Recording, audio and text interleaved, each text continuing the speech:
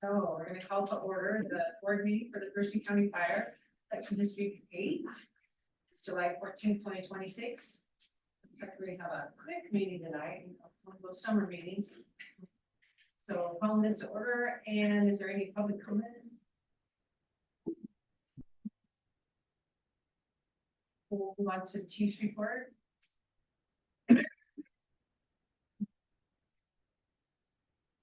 I sent the report out last week. And be happy to answer any questions you all might have.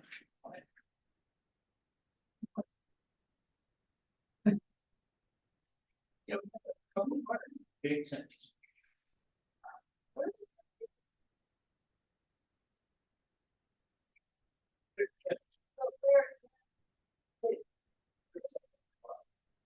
Oh, okay, so that, because I didn't see any burnout prices on going into town. And then it looks like on June 23rd, you went to a virtual seminar or watched sea level response, emergency, what was that? Oh, it was a online seminar. It was put on by the State Department of Ecology and the feds. But anyway, they're doing an ongoing study of the effects of sea level rise due to global warming and all that. So showing maps of soon to be inundated pieces of land and everything. I was just curious, because a good portion of our district It's butts on the seawater, so really it wouldn't affect us much other than in the lower areas like on, certainly Boston Harbor area would be affected by it. And lower Bud Inlet, downtown in that area, but most of the area around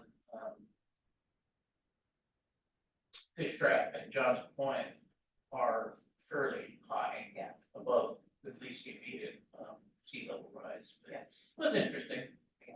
They were talking, of course, this was for the whole Puget Sound area. They had a lot of discussion about that, but I thought it was an interesting thing. So are they predicting years down the road or future? Well, like 2030, I mean, they're Oh, wow. talking about some noticeable effects then, especially when there's tidal events, like the king tide and things like that, that would be more predominant. But generally, the average sea level is increasing because apparently the waiting for the more cold. The tides are higher than our bulkhead, a lot more.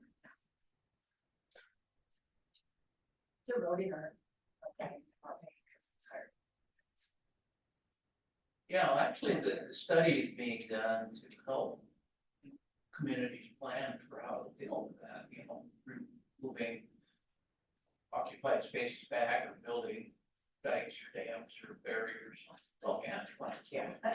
not money. Yeah. So, anyway, I thought, it's and I did. Anybody else have any questions for Chief? Just one weird one. I've been watching kind of the monthly response on the record, and it's probably more for operations than fire chief, but 605 DeVoe Street keeps popping up a lot. I also see that this is the first time I've seen law enforcement be involved on that one. Seems like that's getting tapped out with every deal. Let's go. Let's go out there. Not everyone, I think, there was one particular call where what the suicide connection, so law enforcement, we're seeing that, but yeah, you have a frequent response on that location. As a matter of fact, started early discussions with sports services and like to help with that, what others with that location. So, sorry, next on the list is sports services. Perfect. That's what I was kind of going. There's no doubt. I figured as much. Just want to make sure everything's good. That's all I have. I was looking at the same list and I got a question. Did we get forgotten? Seashore Villas not on there? Right, usually we get several calls out. I'm not that right. No, Good. Those, frequent flyers, something happens, they move somewhere or something like that. And one of our more frequent ones is resolving itself in that they're finally getting definitive care somewhere. Yes.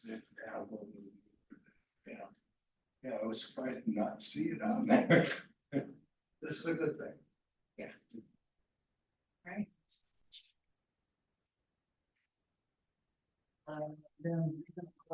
information, we met.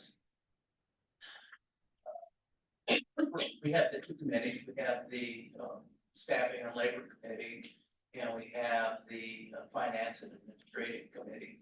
And they both met during the month and basically went over, we're looking at harvesting data and then trying to estimate, what, for financial side, trying to estimate what the anticipated revenues of all three agencies would be combined.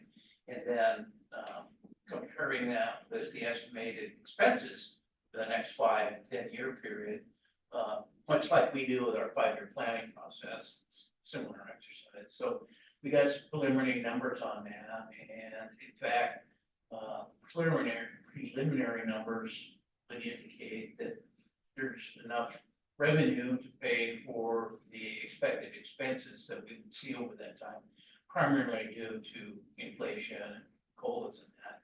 It would not count for, provide for additional staffing. I mean, it would be basically taking the same number of staff for the greater organization over that 5-year period, but it could be covered by the expected revenues. So again, those are more preliminary numbers, and we're going to have a follow-up meeting with that committee on the 27th of July. And then after that, then we'll have a briefing back towards. So, and then pretty much the same with the labor. There was proposals that were put out about crosswalking current members in both 6 and 8 into the Lacey structure, and that information's been prepared and sent out to the labor groups. I talked with Brennan and Heidi about the overhead staff that are not in the bargaining units, but that there'll be some conversation amongst the labor groups, and then they'll be coming back with their committee on the 27th of July as well. I think there's still some work to be done, making sure, again, that all of our people are made will put into a meaningful job. Really, that's where we are. It's still kind of preliminary. Hopefully we'll, and there's some more information coming back prior to the 27th, so it should be. And I would expect probably in early August, having a follow-up meeting, sharing that with all of the boards.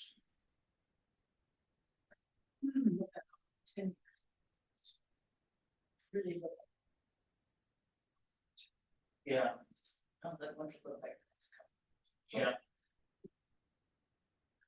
So, glad you answered.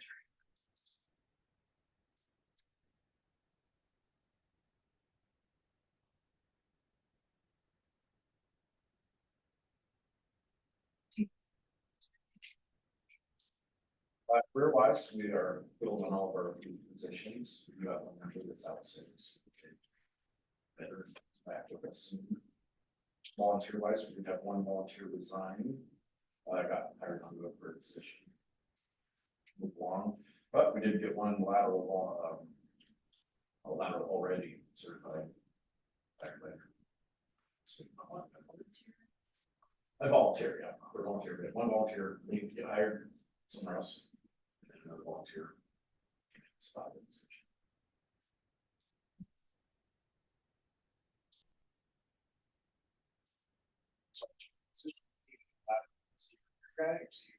Lateral volunteer, yep.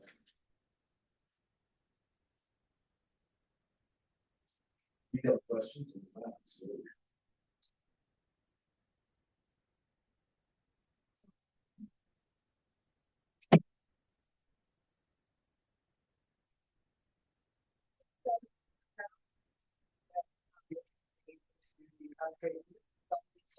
What happened in June.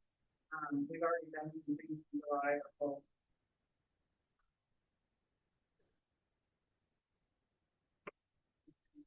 In June, they were well attended. Mostly it was on duty staff that participated in these events. And then Commissioner Patrick and Chief Camp rode the engine of the bike parade, correct? Or the Tumwater parade. Well, Yeah.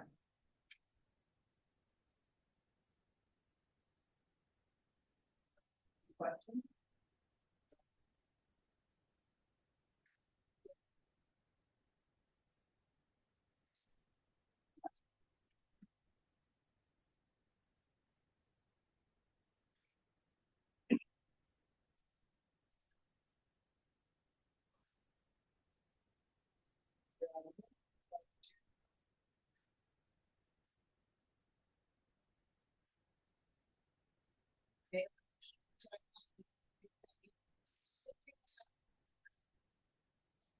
vehicle listing. His work truck. Not so. Like.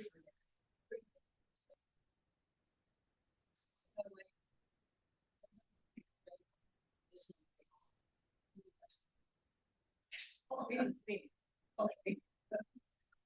Make a motion that we approve the minutes for June 9th, 2026 as they are written. I'll second. Approved and the seconded. Thank you. For the warrants. Questions on the warrants? I had no question.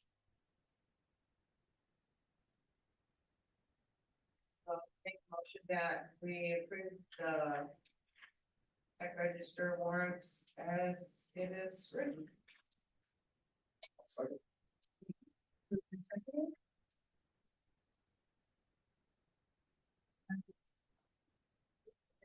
Well, the only announcement I had, you guys heard the bad news about Rich. Yeah. He passed away. We haven't heard anything about what they're going to do, but we'll share that with you as soon as we hear that.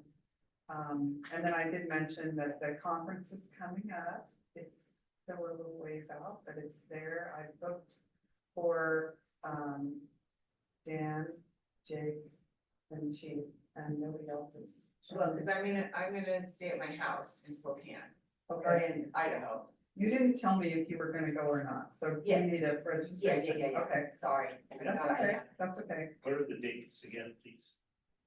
I knew you would ask me October. that. Like second. It's like October 2nd. Second. Sorry.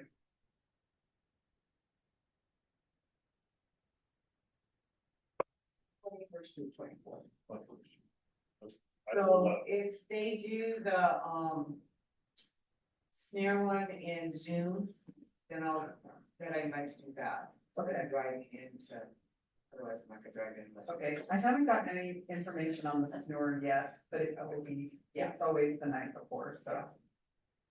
Because they normally have that on Wednesday. yeah, that's. Yeah. Good, verify dates with my Please do. partner and, Daily will tell me whether we're going. Okay. And that's all I have for news. Okay. So we are down to commissioners' comments. I had a couple of comments, and these refer back to the chief's report, and these were not criticisms or questions about the report, they were. So, I attended the picnic, over the weekend, and, we were talking, one of the folks, it was David Pierce. He asked, we were talking about volunteers and in the good old days, and you were responded from home and all that, and how was that, he asked, and so the chief and I were sitting together, we were talking about that. We talked about, second or third turn-outs, if nobody happened to respond, and, 25 years ago, the report said during the month, the district experienced 4 times the second tone was required, and 2 times the third tone was required. Yeah, out of 42 calls that month, yeah. I'm sorry, 42 calls, yes, and then it had only 1 responder, whatever. But anyway, it was just interesting that was a thing that would happen, and that was sort of always embarrassing for everybody. Oh my gosh, nobody got out of it. Okay. So, We tracked that for quite a while. yeah, Numbers of tones and calls that said only one person and it's, see there, it wasn't terribly infrequent, so. It was all volunteer at that point. yeah, Yeah, pretty much. We had 25 years ago, we had 2 or 3 staff, but not at night, Well, daytime staff. career, was it just before the merger was 7? Oh, we hired our first employee who was a civilian employee as our kind of maintenance guy. That was in 82, 83. And then, but he wasn't firefighter, he was civilian, but he was And then later, we hired the first career person, full-time career person, we hired as a training officer. And that was a day type, 40-hour-a-week pay job. Then we hired a safety officer, so we had 2 employees, and then after that, we just sort of. By the time of the merger, we were, I think we had 4 or 5 employees. But you didn't have the bargaining, with that. That was in 2014. The other comment that I wanted to make, goes back to the response record, and, there was a question asked about the Slater Kinney, fires, 3 of them in the month on Slater Kinney, not far from each other. And, I took note of a response time here that was amazing. 3:35 in the morning, when I read this, the 4349 Slater Kinney Road, and got the response in 4.5 minutes. Whew, those guys must have been playing pickleball or something. They were already, whatever it was. Kudos to that crew, because the other guys that rolled in the middle of the afternoon, it took them 7 minutes. Yeah, so, anyway, yeah, kudos to those guys. And then the really good one was the BLS patient assist at that Slater Kinney Road, at 4 o'clock in the morning, and there was a 0 time they were already at sea. But kudos to the guys, on that, middle of the night response. All right. No need for second. So we have review and follow up. Other than following up with presentation for the next collaboration meeting.